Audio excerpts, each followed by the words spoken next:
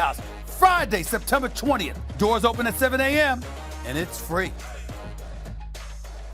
I think the quarterback-receiver relationship is so important. The more you know each other, the more you know what each other are thinking, the faster you can accelerate the trust and confidence in one another when you get on the field. But when you haven't played with guys, you've got to try to do it as quickly as possible. And the clock is ticking on us right now. This is not the off-season program. This is about real games that count, and we're going to try to spend as much time as we can together and really get up to speed and lock in with what our roles and responsibilities are. All right, Tom Brady not buying the hype. He's into work. Absolutely love that answer. Yes, no question. Our quarterback, Dan Orlovsky, still here with us. Max, I'm looking at you. Are you confident that this AB drama is over this season? No, I'm not confident. I suspect it might be, but I can't say I'm confident. I don't know that Belichick is confident either. How could someone be confident? Look, it looks to me from here like the dots connect themselves, and like AB was never going to play for the Raiders. Like he acted a fool with the Steelers to get out of that situation, and we all were questioning, like, is there something wrong with AB? Boy, he's being such a jerk and all these things. But then it's like, oh, no, he's not crazy. He's crazy like a fox. Look, he got his $30 million guaranteed. And then he started acting crazy. Like, think of the litany of things that he did with – he blames them for the helmet situation with the NFL. What? He's throwing his teammates, everyone under the bus with social media, huh? He's picking a fight with his GM and calling him a slur publicly in front of people. He's recording a conversation unbeknownst to a second party, his head coach, illegal in California. Then he puts it on YouTube. Whoa, there's something wrong. I was questioning his mental health. Oh, he didn't really want to play for the Raiders. He wanted to get to the Patriots. And Drew Rosenhaus, Bill Belichick do a lot of business together. Maybe that was the plan all along. Then you look at the structure of the Patriots deal. He gets his $9 million, whatever, and then $20 million option, Patriots option. So you go, well, it's the same $30 million. But notice, it's not a 2-year situation, right? The other is the team option. Because even Belichick, whatever other salary cap structure is taken into consideration, I think even Belichick knows, as good a situation as the Patriots is, you just don't know how much of this is for effect and how much of this is there's really something wrong with this dude.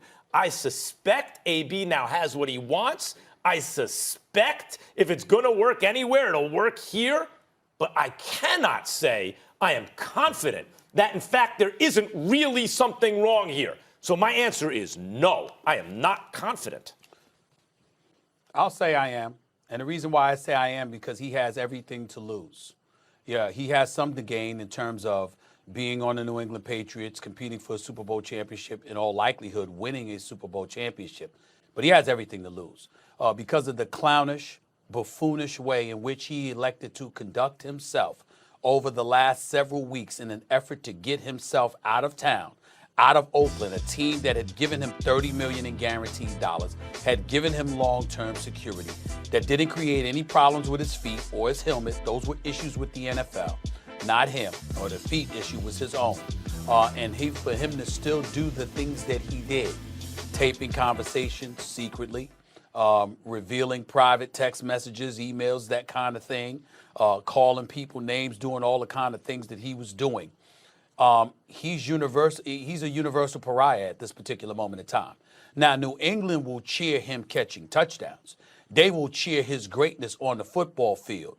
But at this particular juncture, there's not too many people that want to have anything to do with a person that has conducted themselves in the way that he has conducted themselves. I'm not going to character assassinate him and tell you that that's him definitively, that's who he is. But I will say the way that he has acted over the last several weeks, if not longer, has been so reprehensible, so egregious, that anybody with sense wouldn't want anything to do with him at this particular moment in time off the field.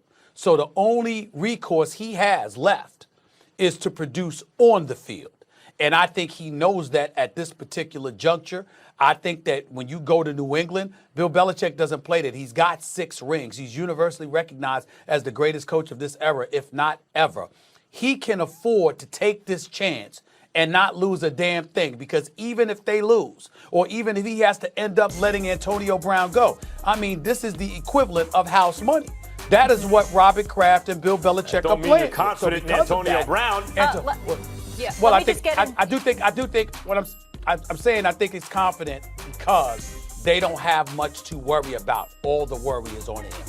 No question. And Bill Belichick was asked about that today on a conference call, addressing questions as to whether AB will fit in with the Patriots. And he said, it's the same thing you all said as in the collective media when we brought in Randy Moss. Randy Moss never behaved this way. Yeah, I'm not confident, and let me list off the litany of reasons why. Okay. All right, so first of all, not only did Bill Belichick mention Randy Moss, but he also said that this is day-to-day with AB. Is anybody confident that AB can change what he has been over the last year, at least in the public eye? This is a day-to-day thing with New England. Can we stop saying that AB has now the chance to win a Super Bowl?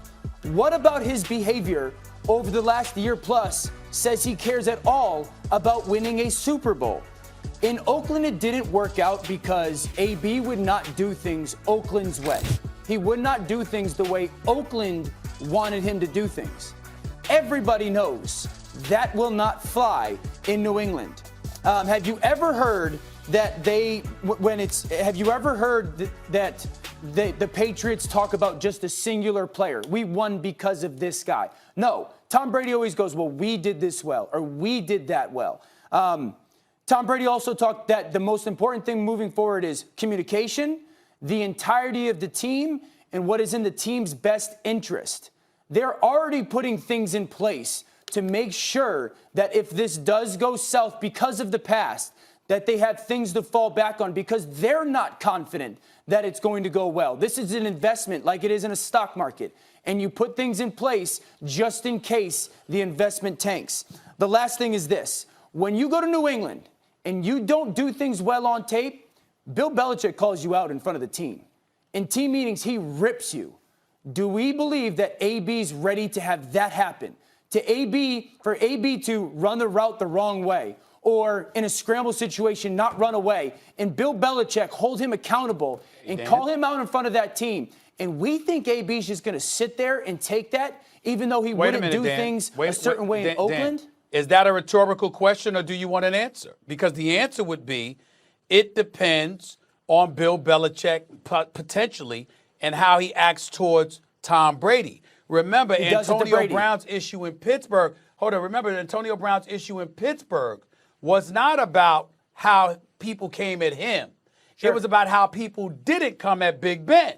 But if Belichick, if the reports are true, and Teddy Bruschi and people like and Randy Moss and others who have played for Belichick can vouch for this, Bill Belichick would go at Tom Brady in front of everybody like he would anybody else. And I think if you're AB, a legitimate argument can be made that if you see that happen, then you don't absorb it the same because you recognize that if the GOAT can be gone after, like Tom Brady, then you understand that you're not immune either, as opposed to what was going on in Pittsburgh, according to AB. That's one of the reasons they've won 6 Super Bowls, although since they've won 6 Super Bowls, it really shouldn't matter how they go about it. They've figured out the best way to do it, but that is, in fact, the way they've gone about it. Question for both of you.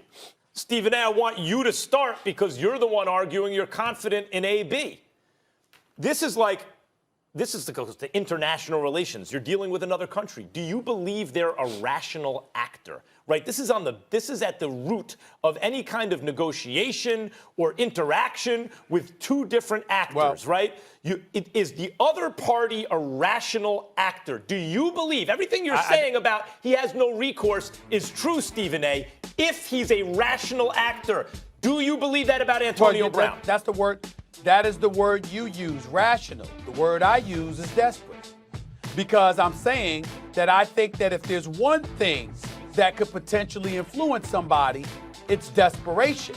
And if this is it, that might be desperate enough for you. Because you got to think about it this way. It's not like he's with some team struggling to get into the playoffs, but you find yourself in a desperate situation and they got to get you the ball and appease you and do all of these other things. No, you're going to the reigning defending Super Bowl champions who've won 2 of the last 3, who've won 6, who universally are recognized as having the greatest coach and the greatest quarterback. So the combination, and by the way, who religiously spanked your tail when you were in Pittsburgh and whenever you came to Foxborough. So because of that reality, that's where you want it to be. And I think it's a situation where potentially the desperation kicks in, and as a result, he's like, damn. Desperation overcomes crazy. I got to shut the hell up. If he's crazy, desperation overcomes crazy. Stephen A., three things. I have seen that. I have seen that happen before. It's not often, but I have seen. By the way, real quick, Dan, I think it will work. I think, Stephen A., you're probably right, but I can't say I'm confident in it. I don't know that Antonio Brown's crazy like a fox. He may just be crazy. We will see. I would say three things. One, New England doesn't need him. Two, New England's better than any sports organization in North American history to be willing to admit their mistakes and cut their ties. And so one slip up, it could take one late meeting, you're gone. New England does not care about the money. And three is this: fool me once, shame on you. Oh, yeah. Fool me 2, 3, 4, 5, 6 times, shame on me. You could be confident in them, I'm not. Facts. And they get a good warm-up game if he is to play on Sunday because they're facing the Dolphins. Dan's the guy that would ban people for life for whatever he said a few months ago. This is Dan we're talking about here. He has no tolerance. I mean, I'm so surprised. Run a strict. Come on, Stephen A. You got to run a strict ship. All right. Dan, thank you for being with us. The Dolphins are already sinking, so should players have the right to abandon ship if they so choose? Don't miss that discussion coming up next.